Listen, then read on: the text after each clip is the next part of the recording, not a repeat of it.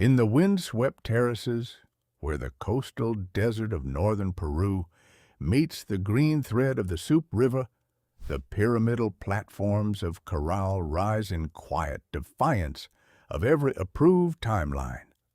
Not the famous step temples of the Maya, covered in glyphs that recount dynasties and celestial prophecies. Here, in this older complex that was already ancient when later civilizations were still forming, no carved writing has ever been recovered from the principal structures. Yet, deep within one of those platforms, in a sealed offering context beneath successive floor levels of the gallery pyramid, rests a bundle of cotton cords, darkened by time, wound around slender sticks and knotted in sequences that were never intended for casual inspection. The primary cord extends just under 1.5 meters. From it hang pendant cords of varying lengths and original diameters. Single knots, double knots, figure-8 forms, and rarer composite loops cluster at measured intervals. Some clusters sit tight, others are separated by deliberate empty space that functions as punctuation in a three-dimensional syntax. The entire assembly was recovered wrapped in a netted fiber and accompanied by reed baskets and fiber balls, placed as offerings in a context that remained undisturbed for more than 4,000 years. This is the record the gatekeepers have worked to keep fragmented. The deeper history of this artifact begins not with the major excavations that brought Caral to wider attention, but with an earlier, nearly lost observation. In 1974, during a limited reconnaissance survey of the Middle Supe Valley conducted under the Instituto Nacional de Cultura, Dr. Isabella Quispe recorded in her field notebooks conversations with local landowners who described small bundles of knotted cords that had appeared during informal digging near the mounds. The elders who still remembered the old warnings spoke of cords from the time when the great houses were first measured and raised. Quispe sketched several knot configurations, noted the regularity of spacing along a primary cord, and measured one surviving example at approximately 1.4 meters. She observed that the clusters followed a repeating syntactic order rather than simple addition. Her internal report recommended further controlled investigation, but classified the items as possible colonial survivals of uncertain context. The notebooks were archived in a Lima storage facility. Dr. Quispe moved to other projects and died in 1992 without witnessing the scale of later work at Caral. The notes remained in a cardboard box until the severe coastal flooding of 2017 damaged the building. During the emergency relocation and partial digitization that followed, an anonymous staff member or former volunteer uploaded high-resolution scans of the relevant pages to a restricted academic file-sharing portal in late 2020. The sketches matched in configuration, proportion, and modular spacing the knot architecture of the quipu, recovered decades later from the gallery pyramid itself. Mainstream archaeology has maintained for decades that the Caral Supe Society achieved planned urban centers, large-scale irrigation, long-distance trade, and monumental construction without a written script, without pottery during its peak phases, and without metal tools. The knotted cords recovered at Caral have been presented as an early or proto-quipu, a mnemonic or numeric device used primarily for labor accounting, tracking goods, or basic calendrical notation. Scholars emphasize that while the system shows administrative capacity, it remained limited compared with the later, more elaborate quipu of the Wari and Inca periods. The absence of clear phonetic or logographic elements is taken as proof that true writing, in the conventional sense of recording spoken language, never developed here. The pyramidal platforms are described as stepped mounds, built incrementally through communal or ritually organized labor, using local stone, clay mortar, and organic fill carried in reed bags known as shikras. No evidence, the consensus holds, supports the presence of a sophisticated encoded blueprint system preserved in fiber. When the knot sequences are read instead as the engineering document and administrative specification they were designed to be, the technical structure becomes precise. The primary chord serves as the master index. Its total length and the placement of the 7 major knot clusters along its axis correspond to the overall construction phasing of a specific monument. The intervals between clusters, when scaled against the documented average dimensions of the shikra bags, recovered from the same fill context, translate directly into volumetric quantities and layering sequences.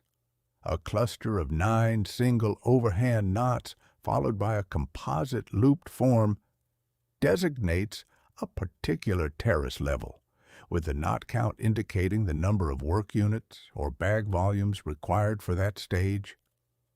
The pendant chords attached at cluster boundaries carry subsidiary data.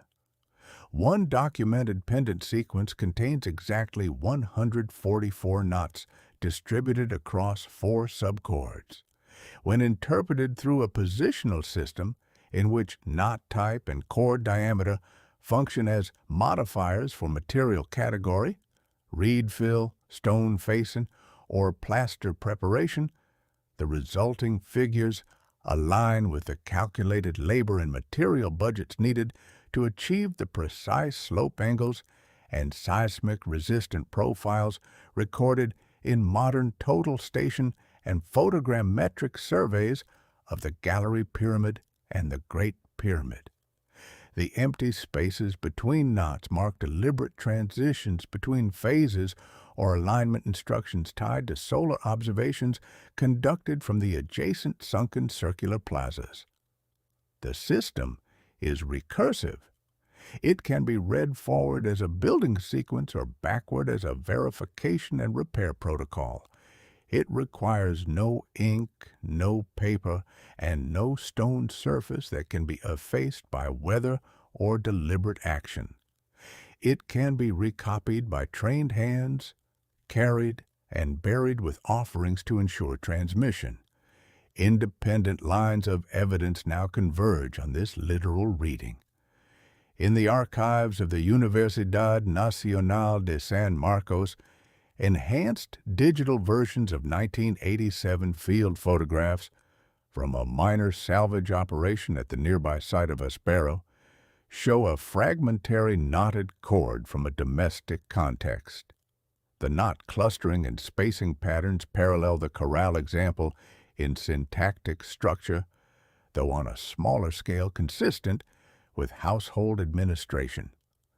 A second corroboration appears in a 1603 colonial relation preserved in a private collection in Arequipa under catalog designation Colección Privada de Manuscritos Andinos MS-1603-47. The Spanish administrator describes indigenous elders demonstrating cords knotted in the manner of their ancestors to record the dimensions and construction order of the old huacas that stand before the time of the Inca. He notes the elders claim that the cords contained the true measures given by the first ones who came after the waters, then dismisses the claim and recommends confiscation. The manuscript was never incorporated into official published chronicles. A third line emerges from computational analysis. In 2016, a limited team applied network topology and sequence algorithms to high-resolution images of the Caral Quipu. Their working paper, circulated in a restricted cybernetics forum, identified recursive hierarchical structures and redundancy patterns consistent with error-correcting encoding. The same mathematical class that allows modern digital systems to survive partial damage. The paper never reached mainstream archaeological peer review. Experimental archaeology and structural engineering have begun to confirm the technical content encoded in the strings. Laboratory replication of shikra bag construction combined with finite element modeling of stepped platform behavior under simulated seismic loading shows that the layering sequences and material transitions described by the knot clusters correspond to optimal configurations for distributing vibrational energy and minimizing shear failure. The modular intervals derived from chord spacing match the proportional systems that contemporary engineers derive from first principles analysis of the standing monuments. Archaeoastronomical surveys of the complex reveal that the sunken plazas and principal staircases align to solstitial and equinoctial events within the tolerances of naked eye observation. The knot code contains cluster counts and interval ratios that, when scaled, reproduce the angular parameters required for those alignments. The system therefore integrated administrative accounting, volumetric specification, and celestial calibration into a single portable medium, optimized for a region subject to earthquakes and episodic flooding. Studies of information density in traditional knot-based systems confirm that such devices transmit and preserve multi-layered technical specifications with high fidelity across generations, especially where paper or stone records face repeated destruction. The containment of this knowledge has followed the same four-layer pattern observed at other ancient sites. In the ancient layer, after the decline of the Caral soup centers around 1800 BCE, amid climate shifts and social reorganization, the most advanced syntactic features of the early knot code appear to have been simplified or reserved for restricted groups.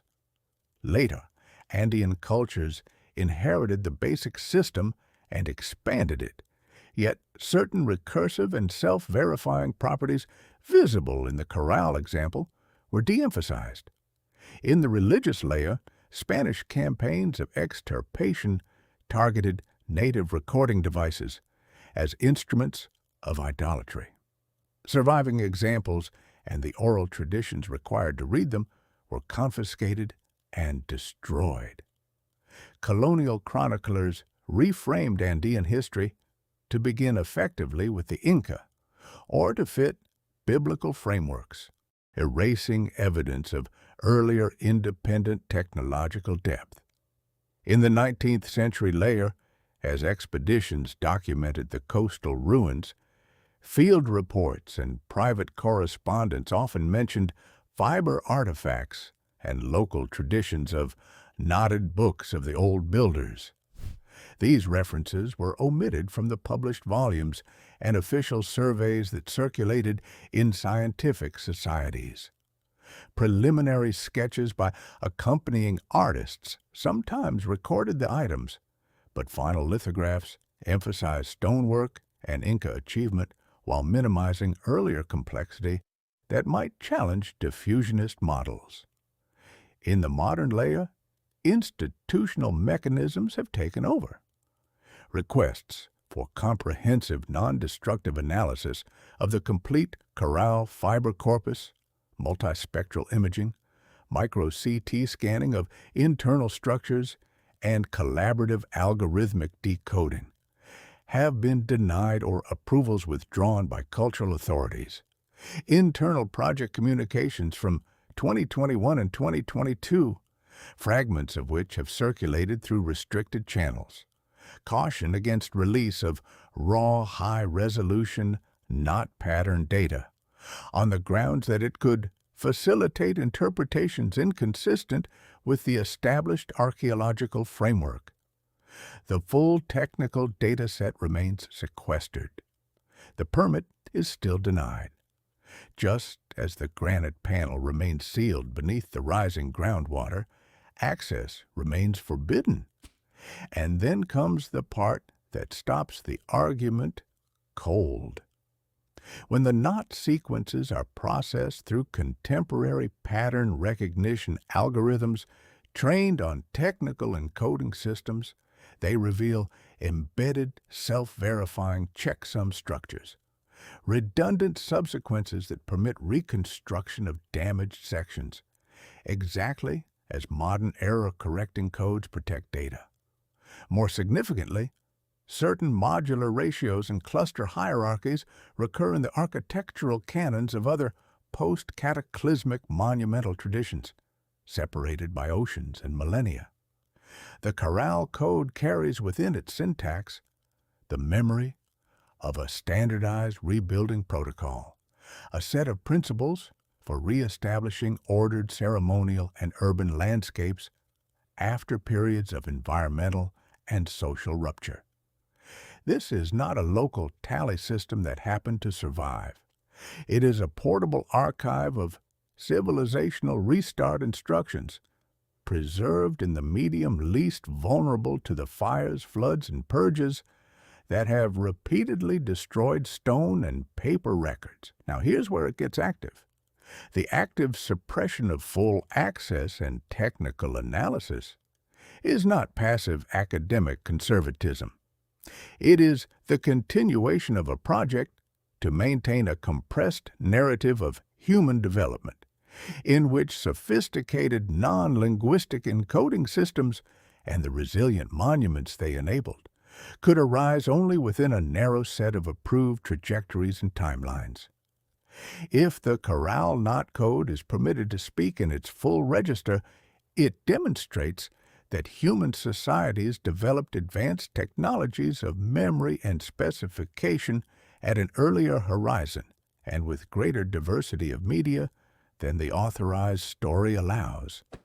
It shows that the knowledge required to raise precise, earthquake-resistant monuments after global-scale disruptions was deliberately carried forward in forms designed to outlast the societies that created them. Those who have followed this account now hold a fragment of knowledge the gatekeepers have spent centuries keeping fragmented.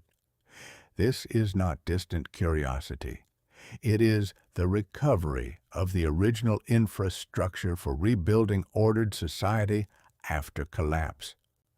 Every additional person who examines the patterns, who shares the suppressed sequences, who supports independent researchers willing to pursue the technical reading, increases the pressure against the mechanisms that keep the full corpus under restriction. Subscribe if you understand that the oldest technical literature of our species was never meant to remain sealed, and if you intend to follow the continuing work of connecting these threads wherever similar codes have surfaced, only to be reburied in archives and permit denials. The more who know, the harder containment becomes. What precise instructions for post-cataclysm reconstruction were considered so essential that they were entrusted to knots, rather than to more permanent but more easily targeted stone carving? What earlier houses or worlds does the deepest syntax of the Caral code reference, and why has the effort to keep those references fragmented persisted into the present? If the same modular principles and error-correcting architectures appear in the suppressed records of other ancient building traditions, what does that imply about the true scope of the disruptions that ended previous orders and the strategies used to preserve the restart protocols across them? These are not rhetorical questions. They are the questions the next phase of this inquiry will pursue. In the following examination, we will move to another landscape and another restricted archive where parallel encoding systems, long dismissed, are yielding their own engineering documents, under the same pattern of resistance. Until that time, keep the inquiry alive. Subscribe, engage, and refuse the closure that has been imposed on the oldest technical literature of our species.